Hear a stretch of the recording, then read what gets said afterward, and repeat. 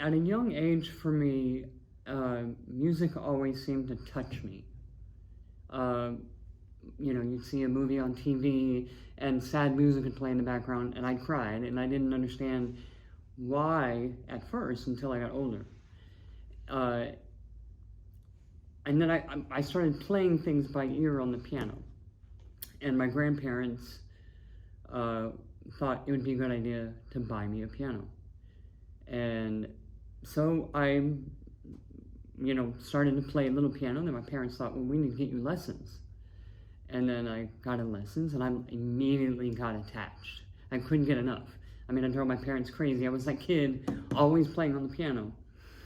And then when I got into junior high, I wanted to learn more about music, so I got into band. And then I got interested in learning more about different instruments, so when I got to high school, I had gone through 6 or 7 different wind instruments. And I finally landed on oboe because it was the most challenging for me to play. And then I went to college as an oboe major, piano minor.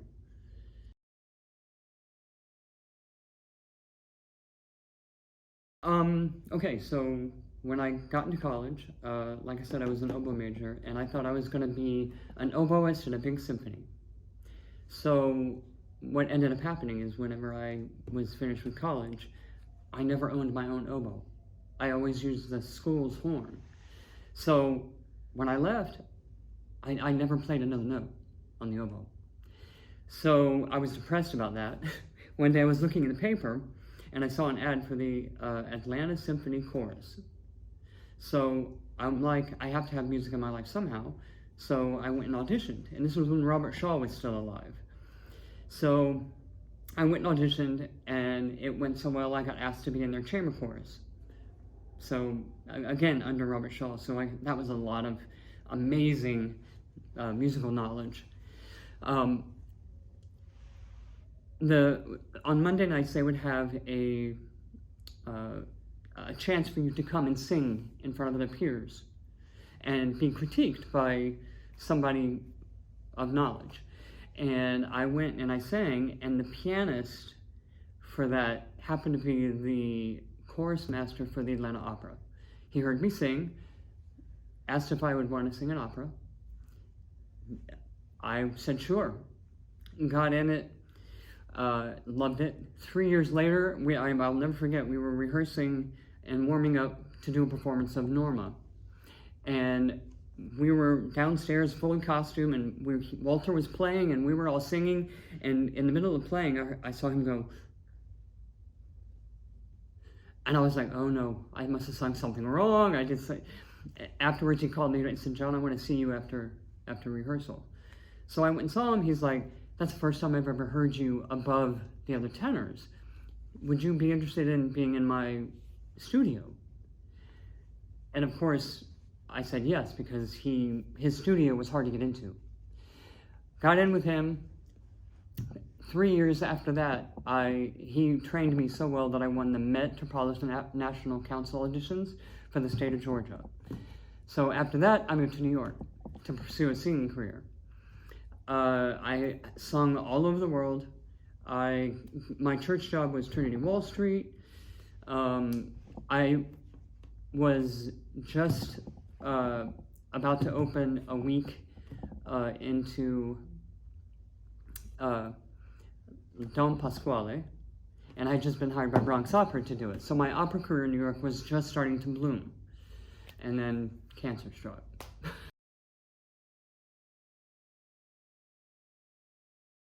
At the same time that I was doing Don Pasquale with Regina Opera and Bronx Opera, I was in dress rehearsals for Messiah with Trinity Wall Street, and my ear was acting up.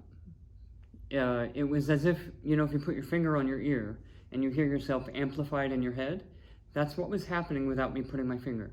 I wasn't in pain, but as a singer, that's hard, because if you're too loud in your head, you can't hear the orchestra or anything. And this was a big deal because this particular Messiah was being broadcast over the radio, and I'm like, I can't mess this up. So I went to my regular doctor, and she was like, You have an ear infection, here, take these antibiotics, this steroid, you'll be fine. Took them, no change. So I thought, well, I'm gonna go to an ENT. I went to an ENT, I explained to him what I had just gone through, and he was like, all right, well, let's try these different set of steroids and antibiotics. If there's no change, then we'll come back, we'll get a CT scan and find out what's going on. Took the medication, I got through my Messiah, no change. So we came back, he's like, well, okay, let's get you a CT scan, that'll give us a little idea what's going on. Got the CT scan, sure enough, there was a mass, but they couldn't tell what it was. So they're like, well, no, you have to have an MRI so we can know for sure what it was. And I'll never forget, the results came back from the MRI. I picked him up from the ENT, and the nurse behind the counter is like, okay, I know you. Don't read this report. Just, it is what it is. Don't read it, because, you know, you'll read into it, you don't know what all it says. Don't be nervous about it. And I'm like, so here I am on the subway, going to my rehearsal at Trinity. I'm like opening up the thing, and I'm reading all the reports, and sure enough, it says, coincides with stage 3 nasopharyngeal carcinoma in my sinus cavity. So I immediately get to rehearsal, I call my mom. We have a little moment, I have my rehearsal, and the rest is history as far as everything going downhill. I had to cancel out of all my appointments, all my contracts, all of my scheduled singing. My cancer treatments were rough. I had 7 weeks solid of treatments. Doesn't sound like a lot. However, I'm sorry, let me take that back. It's 7 weeks of radiation, 5 days a week. So 7 weeks, 5 days a week, I was snapped onto a table with my neck in a specific position. I have permanent tattoos on my neck so they can line up the machine. And then my chemo treatments, I had 2 drips. One was a 3-hour drip, one was a 96-hour drip. It was 5 days in the hospital for 1 chemo treatment. And there were 7 of those. So throughout this process, my throat got damaged where I couldn't swallow anymore. So I was given a PEG tube, which is a tube that goes directly into your stomach so that you can feed yourself. So that was fun. It stayed taped to your side, and you would pull it off, pour cans into this tube that went into your stomach. And you also had to drink water that way. So I dropped to 140 pounds, which I'm a 6'1", 6'1" tall guy. That 140 pounds, it was hard. And it got so bad where I had to move in with some friends of mine because I couldn't take care of myself. It was hard to travel on the subway in New York and go through cancer treatments where you can barely walk. So I had 4 people really take care of me. Doug Lewis, Louis Mendez, Gio Jedlicka, and Patrick Ross. If I did not have those people, I would not be alive. They took me to my appointments. They helped me walk up the stairs when I could not walk. I had to take 1 step at a time. It was exhausting. Picking up a fork to try to eat or try to do something exhausted me. So it was a very, very long recovery. I hope to never have to go through that again. So.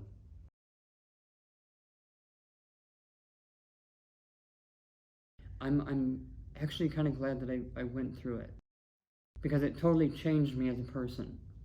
I don't take things for granted anymore, and I'm a lot happier. Oddly enough, I have never been as happy as I am right now in my entire life. You know, and here I thought singing was what made me the happiest, and performing. You know, I mean, I loved making people feel emotions, and that's what I loved about singing and performing. And I mean, I was absolutely devastated when I thought I was never going to be able to do that again. I mean, I could barely talk. I had to relearn how to talk. I had to I had nerve damage. So this whole side of my face is like shot full of Novocaine. Wow. You wouldn't think about it, but no. It's important to singing, to be able to control the space in your mouth. And I gave it a go. When I moved back to Atlanta from New York, I got back in with a church choir. I got back in with Atlanta Opera because Walter Huff was still part of Atlanta Opera at the time, and it helped me a lot. I was able to sing, but I would never sing like I did before, and that was a monster, always hanging over me. And it wasn't until I gave all that up, but I had to try. I had to at least try. And I don't regret it because now I can let it go. I don't miss it at all. I have not sung one note since moving to Florida almost 4 years ago.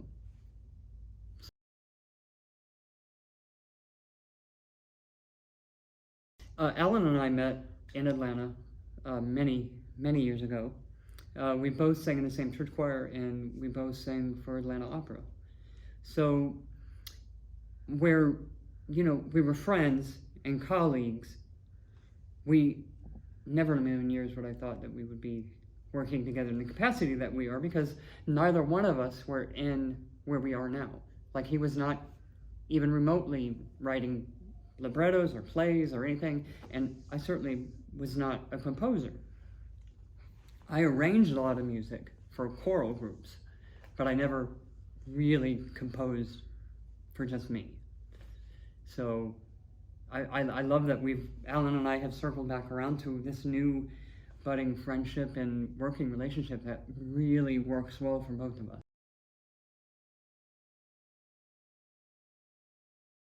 I honestly think that we were both 50-50.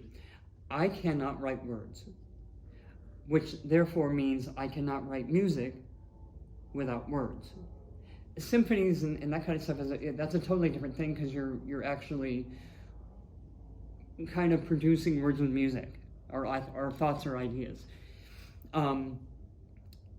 Alan is great with words, and we work well together because if there's something that I feel needs to happen in the music, if I ask him, can we do this, he always finds a way to make it work.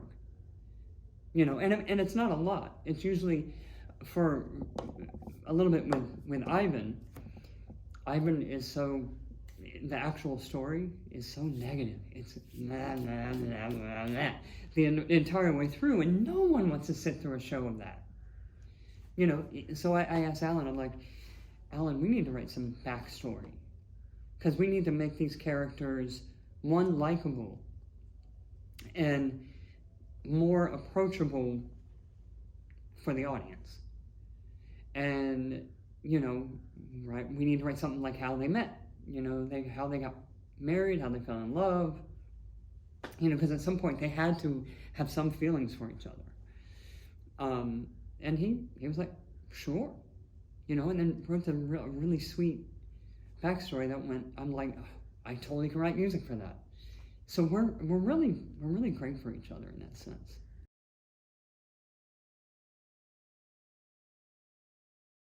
The story is about a man who questions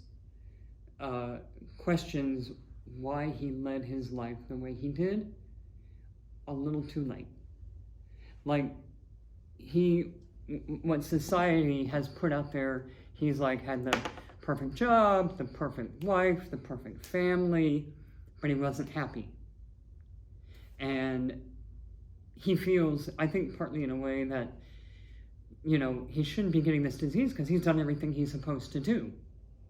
Why is this happening to me? I've done everything I was supposed to do. Why me? And I think it's a story of a man who also goes through the stages of death.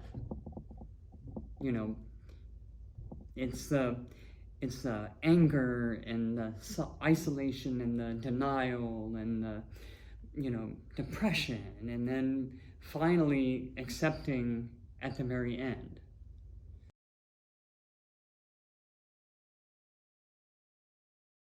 I went through that myself.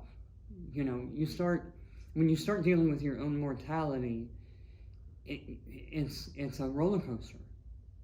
You know, I found myself, when I first got the news, I was scared to death.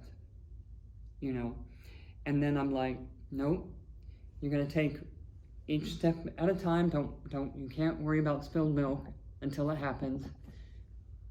You know, and then I would go for my first chemo, scared to death. And then it happened, and I'm like, okay, I can handle that. Same with radiation, same, you know, each little step, one at a time. And then about halfway through, it gets really hard. And you start really feeling the side effects of the chemo, the radiation, and then you're afraid. You're afraid you're gonna die. You know, I found myself several times in a situation where I'm like, please God, just give me 15 more minutes. 15 more minutes. 15 minutes would pass. I'd say it again. And that's how I got through some of the toughest times. Because I was living alone in New York. And there's a lot of times when you're like, you don't know what's happening to your body. You have no one to call to. You have no one to ask for help. And it's a terrifying thought. And that's part of the isolation. And at the same time, you feel guilty about asking for help. You know, so I'll never forget when things got really bad. One of the things that I did that Ivan doesn't do, I didn't give up. I kept hope. I kept hoping that I would improve. I kept hoping that I would get better. Another day is another day is another day is another day. And I'll never forget my last oncology appointment where I got the news that I was cancer-free. I will never forget getting off the subway, walking up the stairs. The sun was shining. It was a beautiful day. Birds seemed to be louder than usual. And I had to walk 4 blocks and 4 blocks, right? So I'm walking, and I remember I felt warmth, the warmth of the sun. And I could hear children playing in the background. And I just cried the entire way home because I was happy. I felt like I had gotten through hell and that I was going to be okay.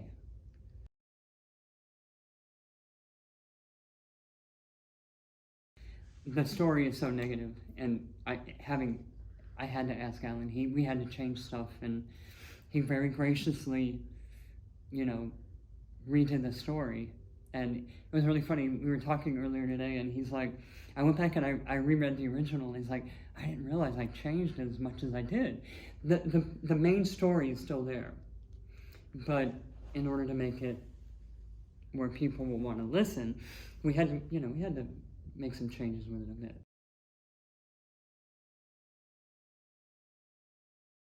I love Mahler, Puccini, and Tchaikovsky. I think those composers probably touch me in all in different ways, more than most. I'm a hopeless romantic at heart. So I love writing music that is going to touch somebody. Mahler was amazing at that. So was Tchaikovsky, but in a different way. Tchaikovsky makes me think as a composer. Was brilliant in the way that he produced colors within the orchestra. And I respect that. It's something I want to thrive for as a composer. And Puccini, I mean, come on, Puccini's Puccini. You know, for opera, it's got he writes some of the most gorgeous melodic lines. And again, that's something that I want to aspire to as a composer.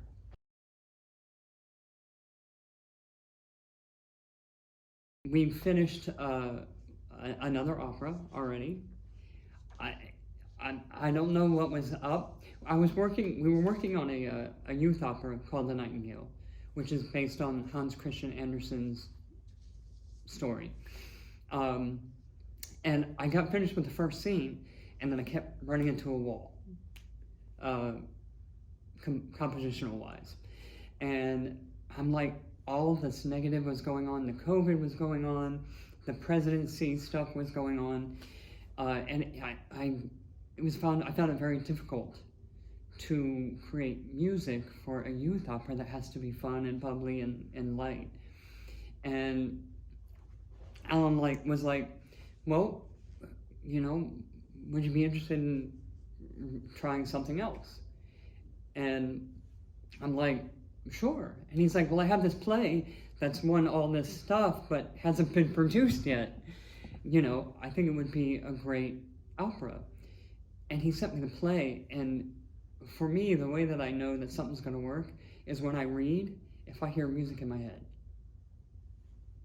And I read this play, and I'm like, holy crap! The whole play, I heard music. It took me 6 months to write this chamber opera. 6 months. That's crazy. It took me 2.5 years to write Ivan. Now, granted, that was my first one. I didn't have as much confidence in my composition, but now I feel like I'm ready. So now I'm going to go back and finish writing Nightingale, and then we have one more possible project on the back burner. I really feel Alan and I will be working together for quite a while. We just have a great working rapport, you know, and we like each other.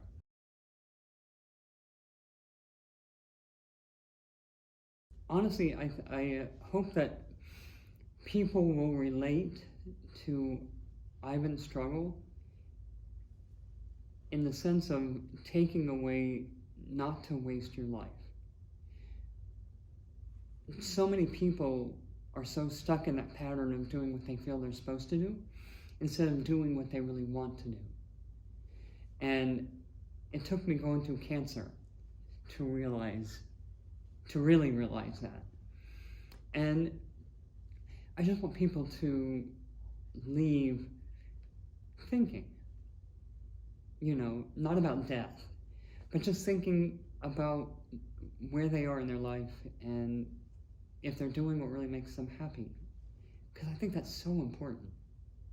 You know, it's so easy to lose the fact of actually really being happy. It's not always about money, it's not always about position or stature or things. You know, it's about what makes you happy inside. Can this be death?